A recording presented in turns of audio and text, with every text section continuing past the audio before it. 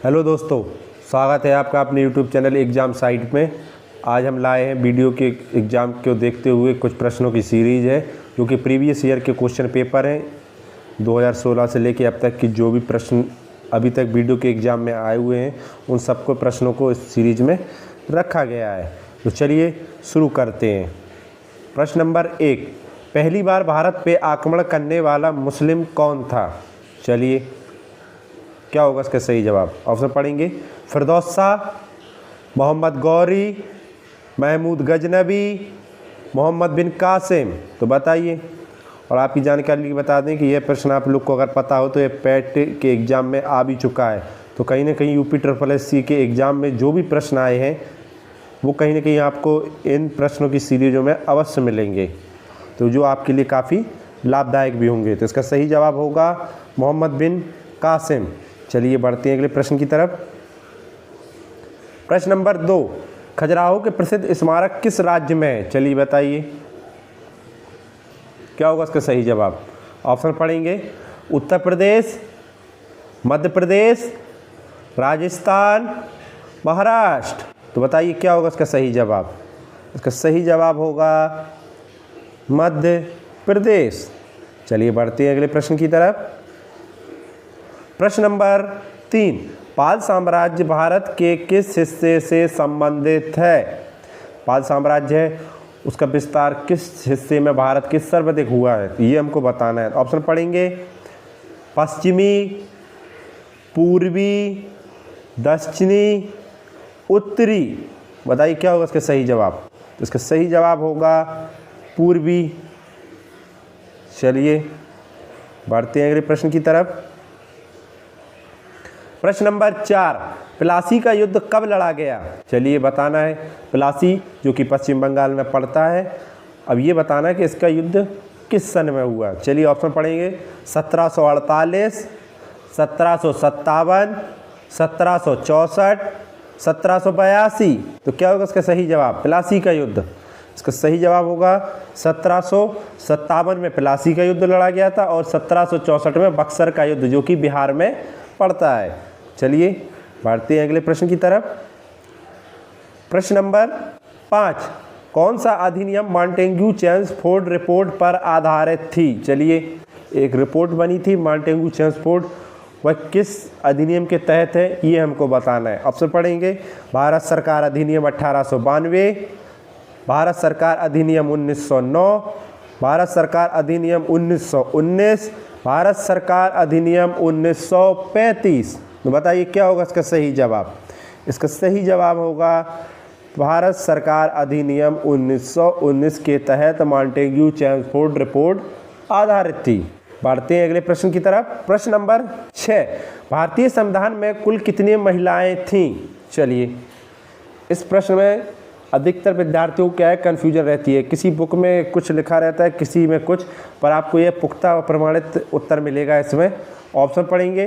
11, 13, 15, 17। बताइए क्या होगा इसका सही जवाब? इसका सही जवाब होगा 15, जो कि आयोग की तरफ से यही प्रश्न पर पुष्टि की गई है। तो UPSSC का एग्ज़ाम आप भी कोई भी दें अगर, तो उसमें अगर ऑप्शन ये है तो आप 15 पर ही टिक कीजिएगा। चलिए बढ़ते हैं अगले प्रश्न की तरफ। प्रश्न नंबर 7, कर्क रेखा नहीं गुजरती है। तो 3 तो ऐसे स्टेट होंगे जिनसे गुजरती है, एक ऐसा स्टेट है जिससे नहीं गुजरती, तो ये बताना है। और आपको बता दें इस टाइप के प्रश्न काफ़ी इंपॉर्टेंट हो जाते हैं, कठिन नहीं होते हैं, पर अगर थोड़ा बहुत भी अगर आप लोग स्टेट में कन्फ्यूजन है तो आप लोग इसको सही नहीं कर पाएंगे। चलिए ऑप्शन पढ़ते हैं। गुजरात, झारखंड, असम, मिजोरम। चलिए तो कौन सा ऐसा है जिससे नहीं गुजरती? 23.5 डिग्री कर्क रेखा होती है, तो इसका सही जवाब होगा असम। आप लोगों को जिन 8 राज्यों से होकर गुजरती है उन 8 राज्यों के नाम बता दे रहे हैं, आप लोग कहीं पे भी नोट कर लीजिए या उनको ध्यानपूर्वक सुन लीजिए। गुजरात, राजस्थान, मध्य प्रदेश, छत्तीसगढ़, झारखंड, पश्चिम बंगाल, त्रिपुरा, मिजोरम। हो गए हैं। चलिए बढ़ते हैं अगले प्रश्न की तरफ। प्रश्न नंबर 8, कौन से नेता गोरखनाथ मंदिर और मठ के मुख्य पुजारी हैं? ये भी आया हुआ प्रश्न है। चलिए, हर प्रश्न कहीं ना कहीं पेपर में आया हुआ है। ऑप्शन पढ़ेंगे, उमा भारती, योगी आदित्यनाथ, रविशंकर, महंत परमहंस दास। तो बताइए, इसका जवाब तो सभी को आता होगा, काफ़ी फेमस प्रश्न है। इसका सही जवाब है योगी आदित्यनाथ। बढ़ते हैं अगले प्रश्न की तरफ। प्रश्न नंबर 9, उत्तर प्रदेश प्रवासी दिवस किस दिन मनाया जाता है? बताइए, क्या होगा इसका सही जवाब? ऑप्शन पढ़ेंगे, 4 जनवरी, 9 जनवरी, 4 फरवरी, 9 फरवरी। बताइए, प्रवासी दिवस की बात हो रही है, क्या होगा इसका सही जवाब? इसका सही जवाब होगा 9 जनवरी। चलिए, बढ़ते हैं अगले प्रश्न की तरफ। प्रश्न नंबर 10, एको मार्क क्या है या इको मार्क क्या है? चलिए, ऑप्शन पढ़ेंगे, शुद्ध एवं मिलावट रहित हो,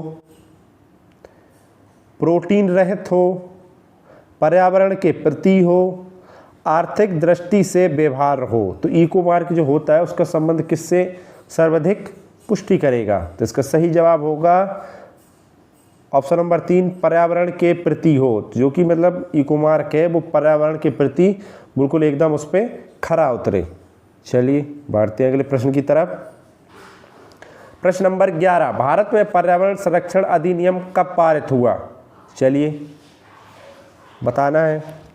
क्या होता है कि एग्जामों में एक पर्यावरण का भी पोर्शन होता है, उस पर्यावरण पोर्शन में आप लोग ये ध्यान रखिए कि एक संरक्षण अधिनियम से प्रश्न अवश्य बनता है। चलिए, ऑप्शन पढ़ेंगे, 1981, 1986, 1995, 2000। चलिए, तो किस सन में हुआ था? इसका सही जवाब होगा 1986। बढ़ते हैं अगले प्रश्न की तरफ। प्रश्न नंबर 12, विभाजन विभीषका स्मृति दिवस कब मनाया गया? चलिए, एक नाम रख दिया गया था, उसके मतलब याद में यह दिवस मनाया जाता है। तो क्या होगा इसका सही जवाब? ऑप्शन पढ़ेंगे, 12 जुलाई, 13 अगस्त, 14 अगस्त, 15 अगस्त। तो चलिए, बताना है किस तारीख को यह स्मृति के रूप में कहा गया या मनाया गया। तो इसका सही जवाब होगा 14 अगस्त। बढ़ते हैं अगले प्रश्न की तरफ। प्रश्न नंबर 13, घाव का अध्ययन किया जाता है। चलिए, जब कहीं चोट या बाउंड जिसको घाव कहते हैं उसका अध्ययन किया हो तो उसकी एक भाषा होती है, उस किस भाषा से उसको कहेंगे? चलिए, ऑप्शन पढ़ेंगे, कॉलोलॉजी, ऑन्कोलॉजी, ट्रामेटोलॉजी, डर्मेटोलॉजी। तो बताइए, क्या होगा घाव का अध्ययन?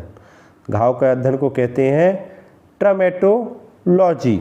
चलिए, डिपार्टमेंट होते हैं तो वहाँ लिखा रहता है ट्रामेटोलॉजी। अगर आप लोग को नहीं पता या हमको नहीं पता है इस चीज़ के बारे में तो हम लोग समझ ही नहीं पाएंगे किस चीज़ का डिपार्टमेंट है। अगर हम लोग को ये पता है तो हम लोग तुरंत समझ जाएंगे कि ये घाव का डिपार्टमेंट है, यहाँ पर इस चीज़ की जांच होती है, इसका अध्ययन किया जाता है। चलिए, बढ़ते हैं अगले प्रश्न की तरफ। प्रश्न नंबर 14, लौह और रक्त की नीति किसने अपनाई? चलिए, ये भी प्रश्न काफ़ी फेमस है। आप लोग पुलिस के एग्ज़ाम में और या कोई भी वनडे एग्ज़ाम जो दे रहे हैं तो उसमें आप देखेंगे कि यह प्रश्न अवश्य मिलेगा। एक बार नहीं, कहीं 2-3 बार एग्ज़ाम छोड़ के फिर मिलेगा, 2-4 बार में आता रहता है। तो क्या है इसका सही जवाब? ऑप्शन पढ़ेंगे, बलबन, अलाउद्दीन खिलजी, मोहम्मद बिन तुगलक, बाबर। बताइए, क्या होगा इसका सही जवाब? लौह और रक्त की नीति, आयरन और ब्लड। तो क्या होगा इसका सही जवाब? इसका सही जवाब होगा बलबन। बढ़ते हैं अगले प्रश्न की तरफ।